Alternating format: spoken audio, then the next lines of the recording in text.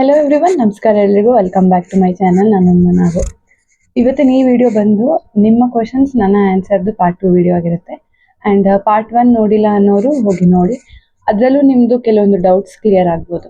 ಮೊದಲನೇದಾಗಿ SBI PO ಬಗ್ಗೆ ಮಾತಾಡ್ತಿದ್ದೀನಿ. ನಿನ್ನೆ ನೋಟಿಫಿಕೇಶನ್ ಬಿಟ್ಟಿದ್ದಾರೆ. ನಿನ್ನೆಯಿಂದನೇ ಅಪ್ಲೈ ಡೇಟ್ ಶುರು ಆಗಿದೆ. ಲಾಸ್ಟ್ ಡೇಟ್ ಬಂದು ಜುಲೈ 8 ಅಪ್ಲೈ ಮಾಡೋದಕ್ಕೆ. ಲಾಸ್ಟ್ ಟೈಮು 500 ಸಮಥಿಂಗ್ ವೇಕೆನ್ಸಿ ಇತ್ತಂತೆ. ನಾನು ಅಪ್ಲೈ ಮಾಡಿರಲಿಲ್ಲ. ಆ್ಯಂಡ್ ಈ ಸತಿ 1500 ಸಮಥಿಂಗ್ ಏನೋ ವೇಕೆನ್ಸಿ ಇದೆ. ಆ್ಯಂಡ್ ನಾನು ಅಪ್ಲೈ ಮಾಡ್ತೀನಾ ಅಂತ ಹೇಳಿದ್ರೆ ನಾನು ಅಪ್ಲೈ ಮಾಡಲ್ಲ. ಬಿಕಾಸ್ ನಾನು ಪ್ರೀವಿಯಸ್ ವಿಡಿಯೋಸಲ್ಲೇ ಹೇಳಿದ್ದೆ, ಇದು ನಮ್ಮ ಕರ್ನಾಟಕದಲ್ಲೇ ಪೋಸ್ಟಿಂಗ್ ಮಾಡ್ತಾರೆ ಅಂತ ಹೇಳಕ್ಕೆ ಬರಲ್ಲ, SBI PO ಮತ್ತು IBPS PO. ಅದಕ್ಕೆ ನಾನು ಅಪ್ಲೈ ಮಾಡೋಕ್ಕೆ ಹೋಗಲ್ಲ. ಬಿಕಾಸ್ ನನಗೆ ಕರ್ನಾಟಕದಲ್ಲೇ ಪೋಸ್ಟಿಂಗ್ ಬೇಕಾಗಿರೋದ್ರಿಂದ.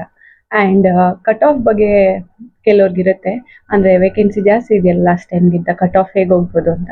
ಬಟ್ ವೇಕೆನ್ಸಿ ಜಾಸ್ತಿ ಆಗ್ತಿದ್ದಂಗೆ ಕಟ್ ಆಫ್ ಕಮ್ಮಿ ಆಗುತ್ತೆ ಅಂತ ಹೇಳೋಕ್ಕಾಗಲ್ಲ. ಕಟ್ ಆಫ್ ಕಮ್ಮಿ ಹೋಗ್ಬೋದು ಅಂದ್ಕೊಂಡು ಇದನ್ನ ಎಕ್ಸಾಮ್ ಬರೆಯೋರು ಹೋಗಿ ಬರಿಬೇಡಿ, ಅಂದರೆ ಸ್ವಲ್ಪ ಬರೆದ್ರೆ ಸಾಕು ಅನ್ನೋ ಥರ. ಬಿಕಾಸ್ ಕಟ್ ಆಫ್ ಗೆ ಬೇರೆ ಫ್ಯಾಕ್ಟರ್ಸ್ ಎಫೆಕ್ಟ್ ಮಾಡುತ್ತೆ. ಎಷ್ಟು ಜನ ಅಪ್ಲೈ ಮಾಡ್ತಾರೆ, ಪೇಪರ್ ಹೇಗಿತ್ತು, ಇದನ್ನೆಲ್ಲ ಅಫೆಕ್ಟ್ ಮಾಡುತ್ತೆ. ಸೊ ಅದಕ್ಕೇನೆ ಇಲ್ಲಿ ಹೋಗಿ ಎಕ್ಸಾಮ್ ಬರೆಯೋರು ಚೆನ್ನಾಗಿ ಪ್ರಿಪೇರ್ ಆಗಿ ಹೋಗಿ ಬರೀರಿ. ವೇಕೆನ್ಸಿ ಜಾಸ್ತಿ ಇದೆ ಅಂತ ನೆಗ್ಲೆಕ್ಟ್ ಮಾಡ್ಕೊಳ್ಳೋದಕ್ಕೆ ಹೋಗ್ಬೇಡಿ. ಎರಡನೇ ಟಾಪಿಕ್ ಬಂದ್ಬಿಟ್ಟು RRB PO ಮೇನ್ಸಲ್ಲಿ ಎಷ್ಟು ಮಾರ್ಕ್ಸ್ ತೆಗೆದ್ರೆ ಒಳ್ಳೇದು ಅಂತ. ಇವಾಗ ಎಷ್ಟು ಕಟ್ ಆಫ್ ಇರುತ್ತೆ ಅದಕ್ಕಿಂತ ಒಂದು 15 to 20 ಮಾರ್ಕ್ಸ್ ಜಾಸ್ತಿನೇ ತೆಗೆದಿದ್ರೆ ಒಳ್ಳೇದು. ಬಿಕಾಸ್ ಇಲ್ಲಿ ನಮಗೆ ಮೇನ್ಸ್ದೇ ಫೈನಲ್ ಸೆಲೆಕ್ಷನ್ ಅಲ್ಲ, ಇಂಟರ್ವ್ಯೂನೂ ಇರುತ್ತೆ.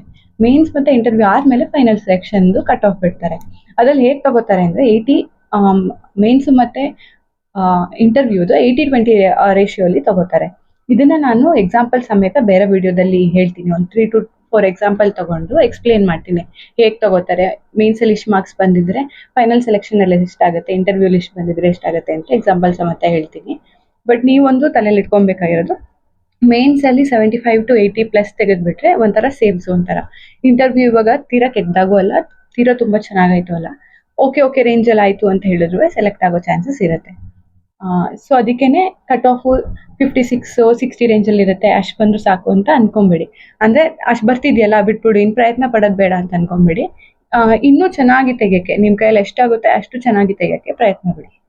ನೆಕ್ಸ್ಟು ಕೆಲವ್ರಿಗೆ ಡೌಟ್ ಇರುತ್ತೆ, GI ಎಷ್ಟು ಮಂತ್ಸ್ ಓದಿದ್ರೆ ಒಳ್ಳೇದು ಅಂತ.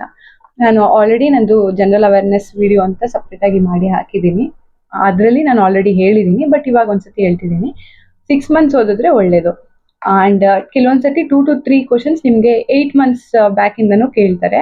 ಲಾಸ್ಟ್ ಟೈಮು ಆ ಥರ ಕೇಳಿದ್ರು ಮಾರ್ಚಿಂದ ಎಲ್ಲ SBI ಬರಿಬೇಕಾದ್ರೆ. ಆ ಥರ ಎಲ್ಲ 1, 2, 3 ಈ ಥರ ಕೇಳಿದಾಗ ಏನು ಪ್ರಾಬ್ಲಮ್ ಆಗಲ್ಲ. 6 ಮಂತ್ಸ್ನ ಕರೆಕ್ಟಾಗಿ ಓದ್ಕೊಂಡು ಹೋಗ್ಬೋದು. ನೀವು ಯಾವ್ದಾರೊಂದು ಯಾವ್ಯಾವ ಸೋರ್ಸಸ್ ಫಾಲೋ ಮಾಡ್ಬೋದು ಅಂತ ನಾನು ಆ ವಿಡಿಯೋದಲ್ಲಿ ಹೇಳಿದ್ದೀನಿ. ಸೊ ಡೀಟೇಲ್ ಆಗಿ ಜನರಲ್ ಅವೇರ್ನೆಸ್ ಬಗ್ಗೆ ಬೇಕು ಅಂದವರು ಅದನ್ನು ಹೋಗಿ ನೋಡಿ ವಿಡಿಯೋ. ಆ್ಯಂಡ್ ಒಂದು ಸೋರ್ಸ್ನ ಫಾಲೋ ಮಾಡಿಕೊಂಡು ಶಿಸ್ತಾಗಿ ನೋಡ್ಕೊಂಬಂದು, ಅಂದರೆ ಒಂದು ವಿಡಿಯೋ ಸೋರ್ಸು, ಇನ್ನೊಂದು PDF ಸೋರ್ಸು, ಈ ಥರ ನೀಟಾಗಿ ಫಾಲೋ ಬರ್ಬೋದು ನೀವು. ಆ್ಯಂಡ್ ನಾನು ಬೇರೆ ಸಬ್ಜೆಕ್ಟಲ್ಲೆಲ್ಲ ಸ್ಟ್ರಾಂಗ್ ಇದ್ದೀನಿ, ಅದ್ರಲ್ಲಿ ತುಂಬ ಚೆನ್ನಾಗಿ ಬರುತ್ತೆ. ಜನರಲ್ ಅವೇರ್ನೆಸ್ ನನಗೆ ಕಟ್ ಆಫ್ ಕ್ಲಿಯರ್ ಮಾಡಿಕೊಂಡ್ರೆ ಸಾಕು ಅಂತ ಹೇಳೋರು 4 ಮಂತ್ಸದ್ದು ನೋಡಿಕೊಂಡು, ಅಂದರೆ ಜುಲೈ, ಆಗಸ್ಟ್, ಸೆಪ್ಟೆಂಬರ್, ಅಕ್ಟೋಬರ್, ಆಮೇಲೆ ನವೆಂಬರ್ದು ಸ್ವಲ್ಪ, ಈ ಥರ 4 to 5 ಮಂತ್ಸ್ ಹಿಂಗೆ ನೋಡಿಕೊಂಡು, ಆಮೇಲೆ ಎಕ್ಸಾಮ್ ಟೈಮಲ್ಲಿ ವೀಡಿಯೋಸ್ ಅಪ್ಲೋಡ್ ಮಾಡ್ತಾರೆ ಯೂಟ್ಯೂಬಲ್ಲಿ. ಅದನ್ನು ನೋಡಿಕೊಂಡು ಕರೆಕ್ಟಾಗಿ ಪಕ್ಕ ಆಗಿ 4 ಮಂತ್ಸ್ದು ಅದನ್ನು ನೋಡ್ಕೊಂಡು ಹೋದ್ರೂ ನಿಮ್ಮದು ಸೆಕ್ಷನಲ್ಲಿ ಆರಾಮಾಗಿ ಕ್ಲಿಯರ್ ಆಗುತ್ತೆ. ನಂದು ಲಾಸ್ಟ್ ಟೈಮು SBI ಮತ್ತು IBPS ಅಷ್ಟೇನೆ ನಾನು ಜಾಸ್ತಿ ಓದಿರಲಿಲ್ಲ, ಆಗಸ್ಟಿಂದನೇ ಸ್ವಲ್ಪ ಓದ್ಕೊಂಡು ಹೋಗಿದೆ. ಬಟ್ IBPS ಅಲ್ಲೂ ನಂದು ಸೆಕ್ಷನಲ್ ಕ್ಲಿಯರ್ ಆಗಿತ್ತು. SBIಯಲ್ಲಿ ನಿಮಗೆ ಸೆಕ್ಷನಲ್ ಕಟ್ ಆಫ್ ಅಂತಿರಲ್ಲ, IBPS ಅಲ್ಲೂ ಕ್ಲಿಯರ್ ಆಗಿತ್ತು. ಆ್ಯಂಡ್ ನಿಮ್ಮದು RRB PO ಮತ್ತು RRB ಕ್ಲರ್ಕ್ ಬರೋ ಅಷ್ಟೊತ್ತಿಗೆ, ಇವಾಗ ಜುಲೈ, ಆಗಸ್ಟಿಂದ ಶುರು ಮಾಡಿದ್ದೀರಾ ಅಂತ ಹೇಳಿದ್ರು, ಅದು 6 ಮಂತ್ಸ್ 7 ಮಂತ್ಸ್ಗೆ ಹೋಗ್ಬಿಟ್ಟಿರುತ್ತೆ. ಇಲ್ಲ ಮೇಯಿಂದ ಶುರು ಮಾಡಿದ್ದಾರೆ ಅಂದರೆ ಅದೇ ನಿಮ್ದು 8 to 9 ಮಂತ್ಸ್ ಆಗಿರುತ್ತೆ. So RRB PO RRB clerk ಬರೋ ಅಷ್ಟರಲ್ಲಿ ನೀವು ಮೇಯಿಂದ ಶುರು ಮಾಡಿದ್ದೀರಾ ಅಂದರೆ ಇನ್ನೊಂದ್ಸತಿ ರಿವೈಸ್ ಮಾಡ್ಕೊಂಡು ಹೋಗಿ ಬರೆದ್ರೆ ಅಲ್ಲಿ ಜಾಸ್ತಿನೇ ಮಾರ್ಕ್ಸ್ ತೆಗಿಬೋದು. ಬಿಕಾಸ್ ಆಲ್ರೆಡಿ ನೀವು 7 to 8 ಮಂತ್ಸ್ ಕಲ್ತ್ಬಿಟ್ಟಿರ್ತೀರ ಅಲ್ವಾ. ಹಂಗೇನೆ ಇವಾಗ 4 ಮಂತ್ಸ್ ಕಲ್ತಿದ್ದೀನಿ ಅಂತ ಹೇಳೋರು RRB ಕ್ಲರ್ಕ್ ಬರೋ ಅಷ್ಟೊತ್ತಿಗೆ ಅದು 6 ಮಂತ್ಸ್ ಆಗಿರುತ್ತೆ. ಅಕ್ಟೋಬರ್ ತನಕ ಕಲ್ತಿರ್ತೀರಾ, ನವೆಂಬರ್ ಡಿಸೆಂಬರ್ ಕಲ್ತು ಜನವರಿದು ಒಂಚೂರು ಕಲ್ತ್ರೆ ಅದು ಆಟೋಮೆಟಿಕಲಿ 6 ಮಂತ್ಸ್ ಅರೌಂಡ್ ಬಂದ್ಬಿಟ್ಟಿರುತ್ತೆ. ಸೊ ಇವಾಗ ಅದೇ ಹೇಳಿದ್ನಲ್ಲ, ಮಿಕ್ಕಿ ಸಬ್ಜೆಕ್ಟಲ್ಲೆಲ್ಲ ಸ್ಟ್ರಾಂಗ್ ಇದೆ, ಕಟ್ ಆಫ್ ಕ್ಲಿಯರ್ ಮಾಡ್ಕೊಳ್ಳೋರು 4 ಮಂತ್ಸ್ದು ಓದ್ಕೊಂಡು ಕಟ್ ಆಫ್ ಕ್ಲಿಯರ್ ಮಾಡ್ಕೋಬೋದು. ಬಟ್ ನೀವು ಹೇಗೆ ಓದ್ಕೋತೀರಾ ಅನ್ನೋದ್ರ ಮೇಲೆ ಡಿಪೆಂಡ್ ಆಗುತ್ತೆ. ಎಷ್ಟೊಂದು ಟಾಪಿಕ್ಸ್ನ ಬಿಟ್ಬಿಟ್ರೆ ಆಗಲ್ಲ. 4 ತಿಂಗಳು ಓದಿದ್ದೆ ಅನ್ಕೊಂಡು ಸ್ವಲ್ಪನೇ ಓದಿದ್ರೆ ಆಗಲ್ಲ. ಎಲ್ಲ ಟಾಪಿಕ್ನು ನೀಟಾಗಿ ಓದಬೇಕು. ಆ್ಯಂಡ್ ಎಕ್ಸಾಮ್ ಟೈಮಲ್ಲಿ ವೀಡಿಯೋಸ್ ಅಪ್ಲೋಡ್ ಮಾಡ್ತಾರಲ್ಲ, ಅದನ್ನೆಲ್ಲ ನೋಡಿಕೊಂಡು ರಿವೈಸ್ ಮಾಡ್ಕೊಂಡು ಹೋದರೆ ಸಾಕಾಗುತ್ತೆ. ಇಲ್ಲ ನಾನು ಜಾಸ್ತಿ ಮಾರ್ಕ್ಸ್ ತೆಗಿಬೇಕು ಅಂತ ಹೇಳೋರು 6 to 8 ಮಂತ್ಸ್ ನೋಡಿ, 6 ಮಂತ್ಸ್ ನೋಡಿದ್ರೂ ಸಾಕಾಗುತ್ತೆ. ಆ್ಯಂಡ್ ಕೆಲವರು ನನಗೆ ಕನ್ನಡದಲ್ಲಿ ಕ್ಲಾಸಸ್ ಯಾವುದಿದೆ, ಕನ್ನಡ ಸೋರ್ಸಸ್ ಯಾವುದು ಅಂತ ಕೇಳಿದ್ರಿ. ನನಗೆ ಅಷ್ಟಾಗಿ ಕನ್ನಡ ಸೋರ್ಸಸ್ ಬಗ್ಗೆ ಗೊತ್ತಿಲ್ಲ. ಲರ್ನ್ ಆನ್ಲೈನ್ ಅಂತ ಇದೆ, ಇಲ್ಲಿ ನಾನು 2024 ಟೈಮಲ್ಲಿ ಕ್ಲಾಸ್ ಕೇಳಿದ್ದೆ ಅವ್ರದ್ದು ಆ್ಯಪಲ್ಲಿ ಪರ್ಚೇಸ್ ಮಾಡಿ.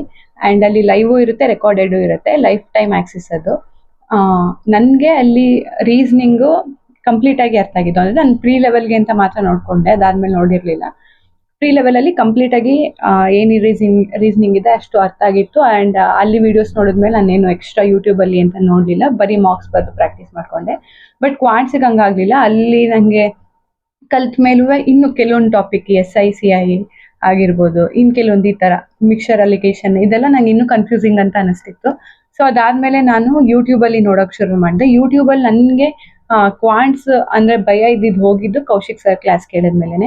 ಆ್ಯಂಡ್ ಕನ್ನಡ ಬೇಕು ಅನ್ನೋರಿಗೆ ನನಗೆ ಲರ್ನ್ ಆನ್ಲೈನ್ ಬಿಟ್ಟರೆ ಅಷ್ಟಾಗಿ ಬೇರೆದು ಗೊತ್ತಿಲ್ಲ.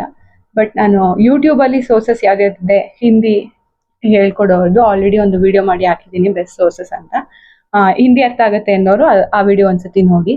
ಆ್ಯಂಡ್ ಸುಮಾರು ಜನದ ರೆಕಮೆಂಡ್ ಮಾಡಿದ್ದೀನಿ. ನೀವಲ್ಲಿ ಕ್ಲಾಸ್ ಕೇಳಿ, ಒಂದು 3-4 ಜನದ ಹೇಳಿರ್ತೀನಲ್ಲ, ಒಂದೊಂದು ಕ್ಲಾಸ್ ಕೇಳಿ, ಯಾವುದು ನಿಮಗೆ ಬೆಸ್ಟ್ ಅನಿಸುತ್ತೆ, ನಿಮ್ಗೆ ಯಾರ್ದು ಅರ್ಥ ಆಗ್ತಿದೆ ಅವ್ರದ್ದು ಕಂಟಿನ್ಯೂ ಮಾಡ್ಕೊಂಡು ಹೋಗಿ. ಆ್ಯಂಡ್ ಹಾಗೆಯೇ ಅವ್ರದ್ದು ನಿಮಗೆ ಆ್ಯಪ್ಗಳಿರುತ್ತೆ, ಅಲ್ಲೂ ನೀವು ಯೂಟ್ಯೂಬಲ್ಲಿ ಕೇಳೋದು ಸಾಕಾಗ್ತಿಲ್ಲ ಅಂತ ಹೇಳಿದ್ರೆ ಪರ್ಚೇಸ್ ಮಾಡ್ಬೋದು ಬೇರೆ ಸೋರ್ಸ್ಗಳನ್ನೂ ಅವ್ರ ಆ್ಯಪಲ್ಲಿ ಹೋಗಿ. ಕೆಲವರು ಮೇನ್ಸ್ಗೆ ಸ್ಟ್ರಾಟಜಿ ಹೇಳಿ ಅಂತ ಹೇಳಿದ್ರಿ.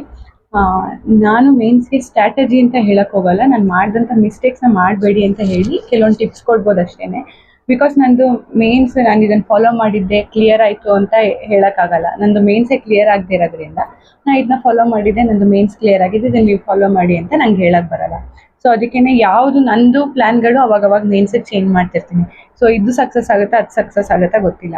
ಸೊ ಅದಕ್ಕೇ ನಾನು ಕ್ಲಿಯರ್ ಆಗೋ ಮುಂಚೆ ಮೇನ್ಸ್ಗೆ ಯಾವ ಸ್ಟ್ರಾಟಜಿನೂ ಆ ಥರ ಕೊಡೋದು ಬೇಡ ಅಂತ ಅಂದ್ಕೊಂಡಿದ್ದೀನಿ. ಸೊ ಅದಕ್ಕೆ ಕೆಲವೊಂದು ಟಿಪ್ಸ್ ಕೊಡ್ತೀನಿ ಅಷ್ಟೇ. ಅಂದರೆ ನಾನು ಮಾಡಿದಂಥ ಕೆಲವೊಂದು ಲಾಸ್ಟ್ ಟೈಮ್ ಮಿಸ್ಟೇಕ್ಸ್ ಇದು ನನಗೆ ಮೇನ್ಸಿಗೆ ಎಫೆಕ್ಟ್ ಆಯಿತು ಪಾಸ್ ಆಗದಿರೋದಕ್ಕೆ ಅನ್ನುವಂಥದ್ದು. ಮೊದಲನೇದಾಗಿ ಪ್ರಿಲಿಮ್ಸ್ ಮುಗಿದ್ಮೇಲೆ ರಿಸಲ್ಟ್ ಬಂದಮೇಲೆ ಶುರು ಮಾಡ್ತೀನಿ ಅಂತ ಇಟ್ಕೊಂಬಿಡಿ. ಪ್ರಿಲಿಮ್ಸ್ ಮುಗಿದ್ಮೇಲೆ ನಿಮ್ದು 1 ತಿಂಗಳಿರುತ್ತೆ, ರಿಸಲ್ಟೂ ಇತ್ತೀಚೆಗೆ 10 ದಿನ ಇರಂಗೆ ಕೊಡ್ತಾರೆ, ಅದಾದಮೇಲೆ ನೀವು ಓದೋದಕ್ಕಾಗಲ್ಲ. ಆ್ಯಂಡ್ ಎರಡನೇದಾಗಿ ಇಂಗ್ಲೀಷಲ್ಲಿ ಮೇನಾಗಿ ಏನು ಮಾಡೋರು, ಇಂಗ್ಲೀಷ್ ಪ್ರೀಯಲ್ಲಿ ಈಸಿ ಅಂತ ಅನಿಸ್ತವರು ಮೇನ್ಸಿಗೂ ಆಗಿರುತ್ತೆ ಅಂತ ಅಂದ್ಕೊಂಬಿಡಿ. ಸ್ವಲ್ಪ ವೊಕ್ಯಾಬ್ ನಿಮ್ಮದು ಸ್ಟ್ರಾಂಗ್ ಆಗಿರಬೇಕು. ಅದಾದಮೇಲೆ ಕ್ರಾಸ್ ಟೆಸ್ಟಲ್ಲಿ ಈ ಥರ ಫಿಲ್ ಮಾಡೋದೆಲ್ಲ ಇರುತ್ತಲ್ಲ, ಅದರಲ್ಲಿ ಕೆಲವೊಂದು ಆಪ್ಷನ್ಸು ನಮಗೆ ಒಂದು 3-4 ಆಪ್ಷನ್ ಕೊಟ್ಟಿರ್ತಾರಲ್ಲ, ಅದರಲ್ಲಿ 2-3 ಕರೆಕ್ಟು ಅನಿಸುತ್ತೆ. ಯಾವ್ದನ್ನ ಚೂಸ್ ಮಾಡಬೇಕು ಅಂತ ನಮಗೆ ಗೊತ್ತಿರಬೇಕು. ಅಂದರೆ ಎಲ್ಲದಕ್ಕೂ ಸೇಮ್ ಮೀನಿಂಗೇ ಇರುತ್ತೆ, ಬಟ್ ಈ ಕಂಟೆಸ್ಟಿಗೆ ಯಾವುದಾಗುತ್ತೆ ಅದು ನಾವು ತಿಳ್ಕೊಬೇಕು. ಆ್ಯಂಡ್ ಹಾಗೆಯೇ ಇದು ಆರ್ ಸಿನೂ ಪ್ರೀ ಲೆವೆಲಲ್ಲಿ ಇರುತ್ತೆ, ಸ್ವಲ್ಪ ಚಿಕ್ಕದಾಗಿ 2-3 ಪ್ಯಾರಾಗ್ರಾಫಲ್ಲಿ ಮುಗಿದೋಗುತ್ತೆ. ಮೇನ್ಸಲ್ಲಿ ಒಂಚೂರು ದೊಡ್ಡದಾಗಿರುತ್ತೆ. ಆ್ಯಂಡ್ ಹಾಗೆಯೇ ಕನೆಕ್ಟರ್ಸು ಅಷ್ಟೇ. ಇವಾಗ 3 ಸೆಂಟೆನ್ಸ್ ಕೊಟ್ಬಿಟ್ಟು 1ಇಂದ 2ಕ್ಕೆ ಯಾವುದು ಕನೆಕ್ಟರ್ ಯೂಸ್ ಮಾಡಬೇಕು, ಆಲ್ದು ಬಟ್ ಈ ಥರದ್ದು ಇರುತ್ತಲ್ಲ, ಇದೆಲ್ಲ ಕೊಟ್ಟಿರ್ತಾರಲ್ಲ, ಅದು ಕೆಲವೊಂದ್ಸತಿ ಟ್ರಿಕ್ಕಿ ಆಗಿರುತ್ತೆ. ಆ್ಯಂಡ್ ರೀಸ್ನಿಂಗಲ್ಲಿ ಹೇಳೋದು ಬಂದರೆ ಮೇನಾಗಿ ಎಕ್ಸಾಮಲ್ಲಿ ನೀವು ಬ್ಲಡ್ ರಿಲೇಷನ್ ಮಾತ್ರ ಫಸ್ಟ್ ತಗೋಬೇಡಿ, ಸ್ಟಕ್ ಆಗ್ತೀರಾ. ಆ್ಯಂಡ್ ಪಜಲ್ಸ್ ಎಲ್ಲನೂ ಅಷ್ಟೇ, ಪ್ರೀಯಲ್ಲಿ ಒಂದೇ ಏನು ಇವಾಗ ಏನು ಕೊಟ್ಟಿರ್ತಾರೆ, ಬಿಲ್ಡಿಂಗ್ದು ಅಂತ ಅಂದ್ಕೊಳ್ಳಿ, 8ಇಂದ 1 ತನಕ ಇರುತ್ತೆ, ಅಲ್ಲಿ ಈ ಪರ್ಸನ್ ಇರ್ತಾರೆ ಅಂತ ಕೊಟ್ಟಿರ್ತಾರೆ. ಇದರಲ್ಲಿ ಇನ್ನೂ 2 ಎಕ್ಸ್ಟ್ರಾ ಆ್ಯಡ್ ಆಗುತ್ತೆ. ಹೆಂಗೆ ಅವ್ರ ಹತ್ರ ಕಾರ್ ಯಾವುದ್ಯಾವುದೋ ಇರುತ್ತೆ ಅನ್ನೋ ಥರ, ಇಲ್ಲ ಅವ್ರು ಈ ಜಾಗಕ್ಕೆ ಹೋಗೋದ್ರು ಅನ್ನೋ ಥರ 2-3 ಈ ಥರ ಎಕ್ಸ್ಟ್ರಾ ಕೊಟ್ಬಿಟ್ಟು ಕೇಳಿರ್ತಾರೆ. ಇದರಲ್ಲಿ ಏನಾಗುತ್ತೆ, ಟೈಮ್ ಕನ್ಸ್ಯೂಮ್ ಜಾಸ್ತಿ ಆಗುತ್ತೆ. ಆ್ಯಂಡ್ ಹಾಗೆಯೇ ಇನ್ನು ಮಿಕ್ಕಿದ್ದು ಡೈರೆಕ್ಷನ್ ಸೆನ್ಸ್ ಆಗಿರ್ಬೋದು, ಸಿಲೋಲಿಸಮ್, ಇನಿಕ್ವಾಲಿಟೀಸು, ಈ ಥರ ಎಲ್ಲ ಏನಿರುತ್ತೆ ಇದೆಲ್ಲ ಕೋಡೆಡಲ್ಲಿ ಇರುತ್ತೆ. ಒಂಚೂರು ನಾವು ಅದನ್ನು ಬಿಡಿಸ್ಬಿಟ್ಟು ಆಮೇಲೆ ಸಾಲ್ವ್ ಮಾಡೋ ಥರ. ಆ್ಯಂಡ್ ಹಾಗೆಯೇ ಕ್ವಾಂಟ್ಸಿಗೆ ಬರೋದಾದರೆ ಸ್ಪೀಡ್ ಮ್ಯಾಕ್ಸ್ ಇದರಲ್ಲಿ ಕಮ್ಮಿ ಇರುತ್ತೆ, ಅರ್ಥಮೆಟಿಕ್ DI ಎಲ್ಲ ಜಾಸ್ತಿ ಇರುತ್ತೆ.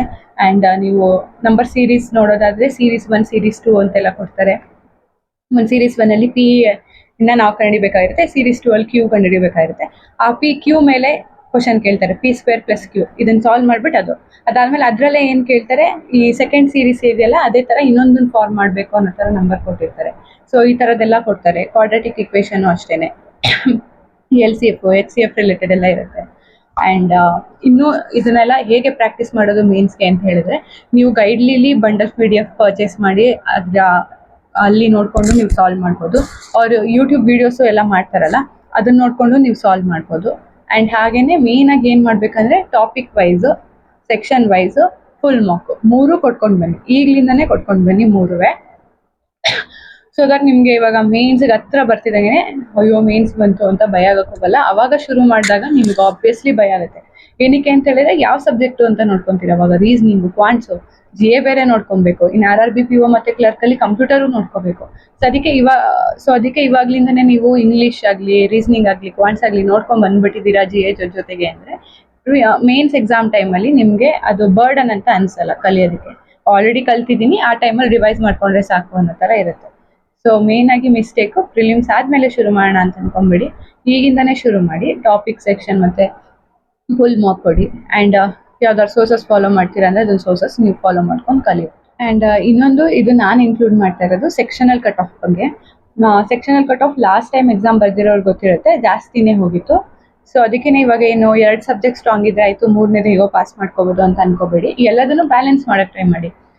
ಫಾರ್ ಎಕ್ಸಾಂಪಲ್ ಇವಾಗ ನಿಮ್ಗೆ ರೀಸನಿಂಗು ಮತ್ತೆ ಪಾಯಿಂಟ್ಸ್ 32 ಈ ತರ ಬಂದಿರುತ್ತೆ ಅನ್ಕೊಳ್ಳಿ. ಬಟ್ ಇಂಗ್ಲೀಷಲ್ಲಿ ನೀವೇನ್ ಮಾಡಿರ್ತೀರಾ, ಬರೀ 12 ತೆಗ್ದಿರ್ತೀರಾ. ಬಟ್ ಸೆಕ್ಷನಲ್ ಕಟ್ ಆಫ್ ಏನಾಗಿರುತ್ತೆ, ಅಲ್ಲಿ 15 ಹೋಗ್ಬಿಟ್ಟಿರುತ್ತೆ. ಮೇನ್ಲಿ ಇದು ಜನರಲ್ ಕ್ಯಾಟಗರಿ ಅವ್ರಿಗೆ. ಸೊ ಸೆಕ್ಷನಲ್ ಕಟ್ ಆಫ್ ನಮ್ಗೊಂಚೂರು ಜಾಸ್ತಿನೇ ಇರುತ್ತೆ. ಅವಾಗ ಏನಾಯ್ತು, ನಿಮ್ದು over all cut off clear ಆಗಿರುತ್ತೆ, ಬಟ್ ಇಂಗ್ಲೀಷಲ್ಲಿ ಸೆಕ್ಷನಲ್ಲೇ ಕ್ಲಿಯರ್ ಆಗಿರಲ್ಲ, ನೀವು ಮೇನ್ಸ್ ಬರೆಯೋಕ್ಕಾಗಲ್ಲ. ಸೊ ಅದಕ್ಕೆ ಏನ್ ಮಾಡಿ, ಯಾವ್ದೊಂದು ಸಬ್ಜೆಕ್ಟ್ನು ವೀಕ್ ಅಂತ ಇಟ್ಕೊಳಕ್ ಹೋಗ್ಬೇಡಿ. ಎಲ್ಲದರಲ್ಲೂ ಆಲ್ಮೋಸ್ಟ್ 20+ ಬರೋ ಥರನೇ ನೀವು ಟ್ರೈ ಮಾಡಬೇಕು. ಅಂದರೆ ಇವಾಗ ರೀಸನಿಂಗ್ ಪಾಯಿಂಟ್ಸ್ 30 ಬರೋ ಥರ ಇರ್ತೀರಾ, ಇಂಗ್ಲೀಷು ಈಗ 15-17 ರೇಂಜಲ್ಲಿ ಇದೆ ಅಂದರೆ ಅದನ್ನು ಎಕ್ಸಾಮ್ ಬರೋ ಟೈಮ್ ಅಷ್ಟೊತ್ತಿಗೆ ನೀವು 20+ ತೆಗಿತಾರ, ಇಲ್ಲ 20 ಹತ್ರ ತೆಗಿತಾರನೇ ಇಟ್ಕೊಳ್ಳಿ. ಆ್ಯಂಡ್ ಮೇನ್ಸಲ್ಲೂ ಅಷ್ಟೇನೆ, GA 1-2 ಮಾರ್ಕ್ಸು ಇದೆಲ್ಲ ಬೇಡ, ಅರೌಂಡ್ 10 ಮಾರ್ಕ್ಸ್ ಬರೋ ಥರನೇ ನೋಡಿಕೊಂಡು ಪ್ರಾಕ್ಟೀಸ್ ಮಾಡ್ಕೊಳ್ಳಿ. ಸೊ ದಟ್ ನೀವು ಎಕ್ಸಾಮ್ ಬರೆದು ಬಂದಮೇಲೂ ನಿಮಗೆ ಆರಾಮಾಗಿರ್ಬೇಕು ನೀವು. ನಂದು ಇಂಗ್ಲೀಷಲ್ಲಿ ಕಮ್ಮಿ ಅಟೆಂಪ್ಟ್ಸ್ ಆಗೋಯ್ತು, ಕ್ವಾಂಟ್ಸಲ್ಲಿ ಕಮ್ಮಿ ಅಟೆಂಪ್ಟ್ಸ್ ಆಗೋಯ್ತು, ಸೆಕ್ಷನಲ್ಲಿ ಕ್ಲಿಯರ್ ಆಗುತ್ತಾ ಇಲ್ವಾ ಅನ್ನೋ ಭಯ ಇಟ್ಕೊಂಡು ನೀವು ಮೇನ್ಸಿಗೆ ಪ್ರಿಪೇರ್ ಆಗಬಹುದು. ಆ್ಯಂಡ್ ಮೇನ್ಸ್ ಬರೆದು ಬಂದಮೇಲೂ ಓವರ್ ಆಲ್ ಕ್ಲಿಯರ್ ಆಗುತ್ತೇನೋ, GL ಆಗಲ್ವೇನೋ, ಇಂಗ್ಲೀಷಲ್ಲಿ ಆಗಲ್ವೇನೋ ಅನ್ನೋ ಭಯ ಇರಬಾರ್ದು. ಸೊ ಅದಕ್ಕೆ ಎಲ್ಲ ಸಬ್ಜೆಕ್ಟ್ನು ಕರೆಕ್ಟಾಗಿ ಬ್ಯಾಲೆನ್ಸ್ ಮಾಡಿಕೊಂಡು ಎಲ್ಲದಕ್ಕೂ ಈಕ್ವಲ್ ಟೈಮ್ ಕೊಡಿ. ಆ್ಯಂಡ್ ನಿಮ್ಗೆ ಯಾವುದು ಸ್ಟ್ರಾಂಗ್ ಇದೆ ಅದು ಸ್ಟ್ರಾಂಗ್ ಆಗೇ ಇರಲಿ. ಅಂದರೆ ರೀಸನಿಂಗ್ ಪಾಯಿಂಟ್ ಸ್ಟ್ರಾಂಗ್ ಇದೆ ಅಂದರೆ ಅದ್ರಲ್ಲಿ ಜಾಸ್ತಿ ಮಾರ್ಕ್ಸೇ ಬರಲಿ, ಬಟ್ ಇಂಗ್ಲೀಷಲ್ಲೂ ನೀವು ಸೆಕ್ಷನಲ್ ಕ್ಲಿಯರ್ ಆಗೋ ಥರ ಇರಬೇಕು. ಇನ್ನು ಕೆಲವ್ರದ್ದು ಕ್ವಾಂಟ್ಸ್ ಇರಲ್ಲ, ಇಂಗ್ಲೀಷ್ ರೀಸನಿಂಗ್ ಇರುತ್ತೆ. ಕ್ವಾಂಟ್ಸಲ್ಲಿ ನೀವು ಅಟ್ಲೀಸ್ಟ್ ಸೆಕ್ಷನಲ್ ಕ್ಲಿಯರ್ ಮಾಡ್ಕೊಳ್ಳೋ ಥರ ಆದರೂ ಮಾರ್ಕ್ಸ್ ತೆಗೋ ಥರ ಮಾಡ್ಕೋಬೇಕು. ಆ್ಯಂಡ್ ಇದು ಇವತ್ತಿನ ವಿಡಿಯೋ ಆಗಿತ್ತು. ನಾನು ಆಲ್ರೆಡಿ ಪಾರ್ಟ್ 1ಅಲ್ಲಿ ಕೆಲವೊಂದು ಡೌಟ್ಸ್ ಕೇಳಿರೋದನ್ನ ಕ್ಲಿಯರ್ ಮಾಡಿದ್ದೀನಿ, ಅದನ್ನೂ ಹೋಗಿ ನೋಡಿ, ನಿಮ್ಗೆ ಹೆಲ್ಪ್ ಆಗ್ಬೋದು. ಆ್ಯಂಡ್ ಹಾಗೆ ಕ್ಯಾಬಿನೆಟ್ ಮಿನಿಸ್ಟರ್ಸ್ ಬಗ್ಗೆನೂ ವಿಡಿಯೋ ಮಾಡಿ ಹಾಕಿದ್ದೀನಿ, RRB PO ಬಗ್ಗೆನೂ ವಿಡಿಯೋ ಮಾಡಿ ಹಾಕಿದ್ದೀನಿ. ನಿಮ್ಗೆ ಅದ್ರ ಬಗ್ಗೆ ಎಲ್ಲ ತಿಳ್ಕೊಬೇಕು ಅಂತಿದ್ರೆ ಹೋಗಿ ನೋಡಿ. And cabinet minister last time SBI, IBPS, RRB PO 3ರಲ್ಲೂ ಕೇಳಿದ್ರು. ಆ್ಯಂಡ್ LIC HFL ಬಂದಾಗಲೂ ಕ್ಯಾಬಿನೆಟ್ ಮಿನಿಸ್ಟರ್ ಅಂದರೆ ಯೂನಿಯನ್ ಕ್ಯಾಬಿನೆಟ್ ಮಿನಿಸ್ಟರ್ಸ್ ಯಾರು ಇರ್ತಾರೆ ಅವರು, ಈಗ ಮಿನಿಸ್ಟ್ರಿ ಆಫ್ ಸಿವಿಲ್ ಏವಿಯೇಷನ್ ಯಾರು, ಈ ಥರ ಎಲ್ಲ ಕೇಳ್ತಾರೆ. ಸೊ ಅದ್ರ ಬಗ್ಗೆನೇ ನಾನು ಕಂಪ್ಲೀಟಾಗಿ ಯೂನಿಯನ್ ಕ್ಯಾಬಿನೆಟ್ ಮಿನಿಸ್ಟರ್ದು ವಿಡಿಯೋ ಮಾಡಿ ಹಾಕಿದ್ದೀನಿ. ಫ್ರೀ ಆದಾಗ ಹೋಗಿ ನೋಡಿ.